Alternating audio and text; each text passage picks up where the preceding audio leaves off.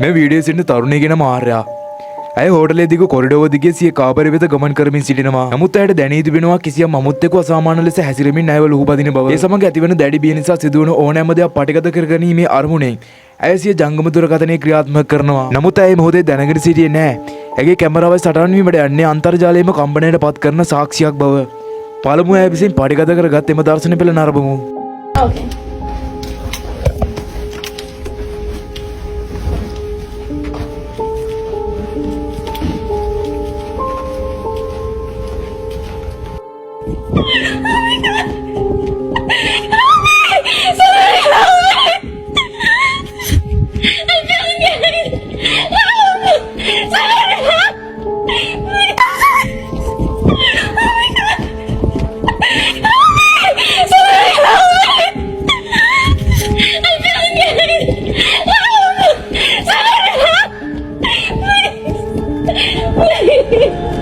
ඇය දිව යන ආකාරයත් ඇගේ බිය සහ හුස්මටත් ඔබට ඇසෙන්නේ නැති.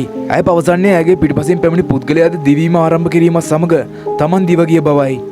පසු ඇය මේ වීඩියෝ අන්තර්ජාලයට මුදා හැර තමන් දැන් ආරක්ෂිත බවට සටහනක් තබනවා. නමුත් පුදුමයට කාරණාවක් වන්නේ මෙම දර්ශන පෙළ මදක් වේගය අඩු කර බැලූ විට ඇය පිටිපස කිසිවෙක් සටහන් නොවීමයි.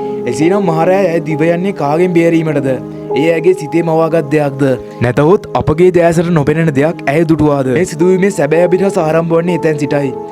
මෙම සිදුවීමත් සමග එම හෝටලයේම සේවය කරන ටෝනි නම් සේවකයෙකු ඉදිරිපත් වෙනවා මෙම අභිරහසේ තවත් ගැඹුරට යන්න. ඔහු පවසන්නේ ආර්යාගේ කතාව සත්‍යයක් විය හැකි බවත් එදින රාත්‍රියේ හෝටලයේ ආරක්ෂිත කැමරා පද්ධතිය සටහන් වී ඇත්තේ කිසිසේත්ම සාමාන්‍ය නොවන දර්ශන පෙළක් බවයි. අපි දැන් ටෝනි විසින් වීඩියෝ කරගත් CCTV දර්ශන පෙළ නරඹමු. I'm gonna let y'all know now. It gets really weird.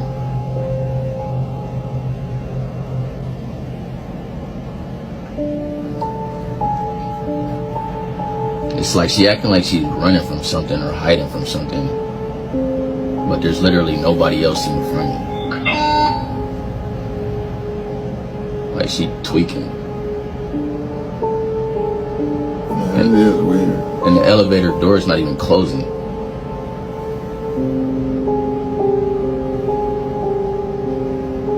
Like she playing hide and seek or something. But look, this ain't even the craziest thing. Like now the elevator door is closed. This ain't even the craziest thing about this video. I got like more video to show y'all, and it just gets super weird. So y'all just stay tuned. ඔබට පෙනෙනම ඇති ආර්යා දිවැවිත් විදුලි සෝපානයට ඇතුළු වන ආකාරය. ඇය එහි මුල්ලකට වී සැගවී සිටින්නේ දැඩි බියකින්. නමුත් ඉන්පසුව සිදුවන්නේ කිසිසේත්ම තර්කානුකූල නොවන දෙයක්. ඇය අතුරුත සිටින තුරු විදුලි සෝපානයේ දොර වැහෙන්නේ නැහැ. ඒ ලෙසම විවෘතව පවතිනවා. ටෝනි පවසන පරිදි වසර ගණනාවක් එම හෝටලයේ සේවය කරන ඔහුට එම හෝටලයේ විදුලි සෝපානයේ ලෙස හැසිරුණු පළමු අවස්ථාව මේ බවයි. නමුත් ආර්යා විදුලි සෝපානයෙන් එළියට ගිය පසු දොරවල් ක්ෂණිකව වැසී යනවා. ඉන්පසු ආර්යා හෝටලෙන් පිට වී ඌබර් රථයක නැගී පිටව යනවා. ඇගේ සියලු බඩු බාහිර ආදිය කාමරයේ මත හැර දමා. නමුත් අභිරහස එතනින් නිමා වෙන්නේ නැහැ. ආර්යා පිට වී මිනිත්තු කිහිපයකට පස්සේ කොරිඩෝවේ ආරක්ෂක කැමරාවේ සටහන් වෙන්නේ තවත් පැහැදිලි කළ නොහැකි සිදුවීමක්. We trying to go over the film and just keep watching. Look, my hand is shaking. Right there. What is that?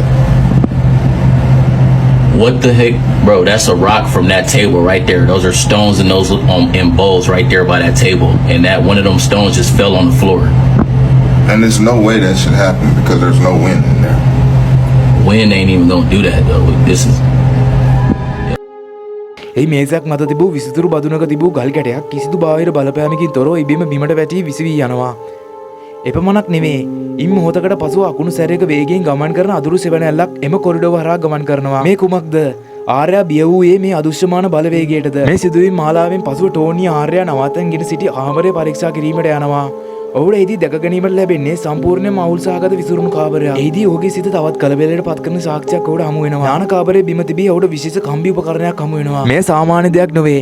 මේ පිටත සිට කාමරයක අගුලක් විවෘත කිරීමට අපරාධකරුවන් යොදා ගන්නා උපකරණයක්. මෙම සොයා ගැනීමත් සමග ප්‍රශ්න රාශියක් මතුවෙනවා. මෙම උපකරණය ආර්යාගේ කාමරයට පැමිණියේ කෙසේද? යම් පුද්ගලයෙකු ඇගේ කාමරයට ඇතුළු වීමට උත්සාහ කරාද? ආර්යාගේ බියට හේතුව භෞතික පුද්ගලයෙක්ද?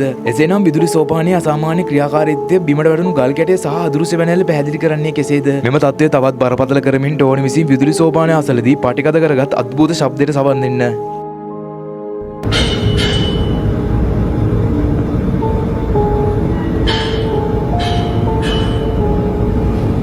in mind there's no construction going on. Nothing. But there's always some type of banging or clatter going on.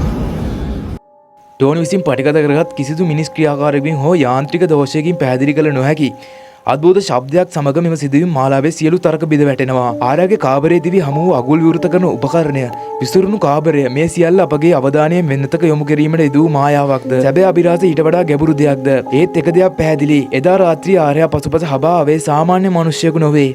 ඒ අපගේ ලෝකයට අයත් නොවන තර්කානුකූලව විසඳිය නොහැකි අදෘශ්‍යමාන බලවේගයක්. ආරයා දෙන දිවි ගලවා ගත්තේ පුද්ගලයෙකුගෙන් නොව එම හෝටලයෙන්ය. අදටත් එම කොරිඩෝව තුළ තමන්ගේ ඊළඟ ගොදුර පැමිණෙන තුරු බලා සිටින එම කුරුරු බලවේගය පිළිබඳ කිසිවක් සොයාගෙන නැහැ. මෙවැනි වීඩියෝස් නැරඹීමට අදිසි අපිව ෆලෝ කරන්න.